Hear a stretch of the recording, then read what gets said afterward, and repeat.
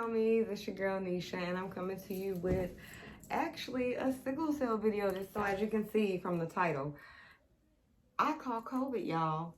And the thing is, I wasn't vaccinated when I got it because honestly, I didn't trust the vaccination. I have to do a full detailed video talking about the vaccination. I wasn't vaccinated then, but I am vaccinated now.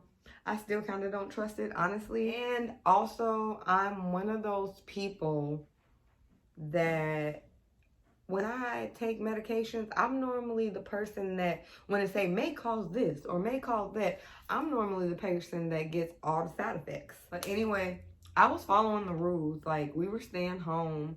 I was wearing a mask. I was social distancing. I was being careful. I really wasn't going around anybody. There was a select few that I went around. My grandfather, and he's vaccinated, and he would still wear his mask.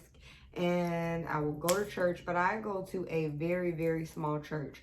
And we would social distance, and we would wear masks and sanitize and everything before we come in. And at that time, I wasn't even like hugging people because, you know, I'm a hugger. Beginning of COVID, I wasn't even going into stores and stuff. I was doing like Instacart, getting it delivered. But honestly, only place that I went to was church and treatment. And I hadn't been to church recently because it was in the middle of the week, so I hadn't been to church. And nobody at my church tested positive. My grandfather, when he got tested, Arthur, you know, at first everybody thought that, because my husband's a police officer, they thought that he caught it from work. He got tested negative. The kids were not in school. They weren't going around anybody. So we didn't even get them tested. Their doctor was like, they don't even need to be tested unless they have symptoms. I started having sickle cell pain because it was April. The weather was changing. Normally when the weather changes is when I have flare-ups and when the rain. So the weather was changing. I was having a little pain, and I was able to manage it at home with my herbal blend, which I found on Etsy.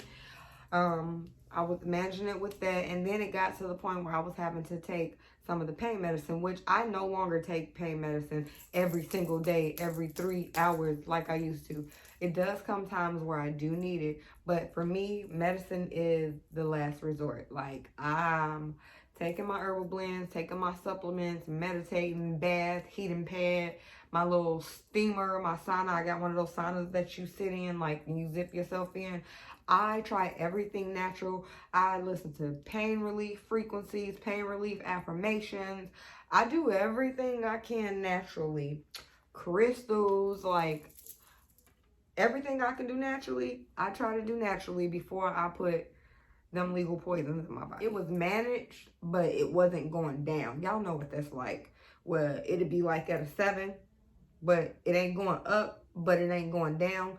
It was like that, and it went like that for so long to the point where I went to treatment. I didn't have any COVID symptoms other than if you want to call my sickle cell pain, body aches. I mean, but I didn't have any COVID symptoms at all. I didn't have a fever. Honestly, I feel like either on my way to treatment or in the hospital, because I go to treatment at the University of Illinois in Chicago. And it's inside of the hospital. They got a whole COVID floor, and there's so many people in and out of there. I honestly feel, I don't know if I caught it in the treatment area, but I think I caught it at the hospital because that's the only place that I went where I know that there are positive. My doctor in Indiana, she, you know, of course, she's drilling me like, where did you go? When I was telling her everything, she was like, I honestly think you caught it on your way to treatment or at treatment, because I went to treatment Thursday.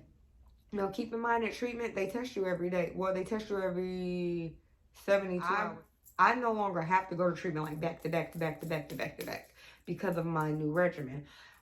Don't get me wrong, saying like, oh my God, these herbs and these crystals have cured me.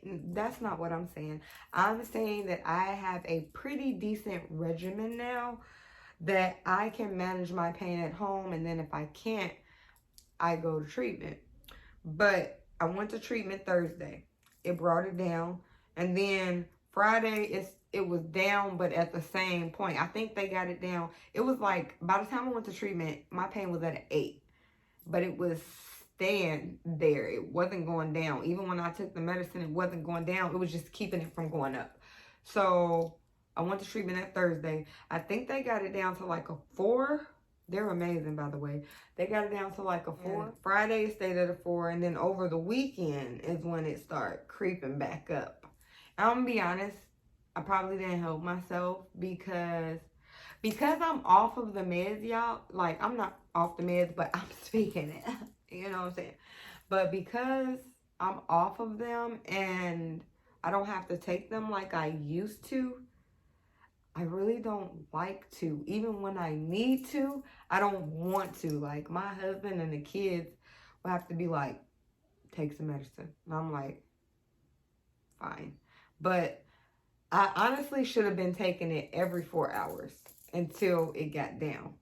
I don't like the brain fog, and I don't like the way that it makes me feel. Like, I don't like that. Like, especially being able to feel a clear mind now and feel well. I don't like the way that the meds make me feel. So I wasn't taking it every 3 hours. I basically, when I would feel it going up, then I would take something. I wasn't taking it as recommended by the doctor. Thursday when I went, they tested me negative. Friday, home. Saturday, home. Sunday, I'm home. Went back the following week. When I go back the following week is when they test me and I test positive. Y'all, at first, I was freaking out. Like, I wasn't like that, but in the inside, I was freaking out. And I actually had one of my favorite nurses, and she was like, turn your meditation stuff back on. Because she knows normally at treatment, I either play affirmations or pain relief frequency or positive frequencies. She was like, turn on your meditations or your stuff that you listen to and calm down. You're okay. You don't have any symptoms. She's like, you're really healthy now, so you're gonna be okay. Just calm down, calm down, calm down. And they wanted to admit me. And y'all, I haven't been in the hospital since last year. Like, I'm basically to the point now. I haven't been admitted at all this year. Praise the Lord. Thank you. And I plan on finishing this year without being admitted. Let me just put that out there. But when they were like, oh, we want to admit you, I'm like, I don't want to be admitted. I don't want to be admitted. No, I don't want to be admitted. Like, my eyes got big, and they're like, we think it's best to watch you. And then on top of not wanting to be admitted, I didn't want to be admitted there. All the way in Chicago, and my family's all the way in Indiana. I know I couldn't have visitors, but I don't know, maybe it's just a mental thing. And normally if I do get admitted, I get admitted by my home. So, you know, my main doctor's in Indiana. I called her. I paged her. She called me back. And I was like, Dr. Kura, I'm at treatment and I tested positive and they want to admit me. She was like, no, Tanisha, no. Don't let them admit you. She's like, when you get admitted, she's like, admission for you, how we have you, is the last resort now. She's like, you know, it's whenever you get admitted, everything gets worse. You get worse. It gets worse before it get better for you. She's like, are you having problem breathing? I'm like, no. She's like, are your labs okay? I'm like, yeah, they're okay. And she's like, I think you should go home and quarantine from the family. But the nurse practitioner at UIC was like, we normally admit all patients. And I'm like, thinking in my head, look, if I gotta sign that paper for me to leave, honey, I will, because I don't want to be admitted. She was like, are you sure your doctor said that? I was like, yeah. And then my doctor was like, I'll call. Like, okay, you can go home. She's like, I've never sent a sickle cell person home who tested positive, so I'm kind of nervous. And I'm like, look, if my breathing and stuff get bad or anything like that, my doctor just told me to come to the ER at her hospital. And my doctor in Indiana is the one that handles all my admissions. They let me go home. I went home. I didn't have, y'all, God is good, because I didn't have no complications the whole time that I had COVID. Only thing I had was sickle cell pain. That's what I had. And I'm okay. And I was cold. But the thing is, with sickle cell, you're anemic. I'm always cold. especially in a crisis for me. I didn't have any symptoms. Nobody else in my household caught it. Thank God, nobody else in my family. I was one of the lucky and blessed ones when it comes to COVID, but your girl did have COVID, and I just wanted to share my experience with y'all. I know this video is a little long, but for the ones that want to know, they will. Okay, Nomies, that's it. And all the warriors, hey, I'm praying for y'all, and I love you guys. That's it. I'll see you in the next video, y'all. Love you. Bye.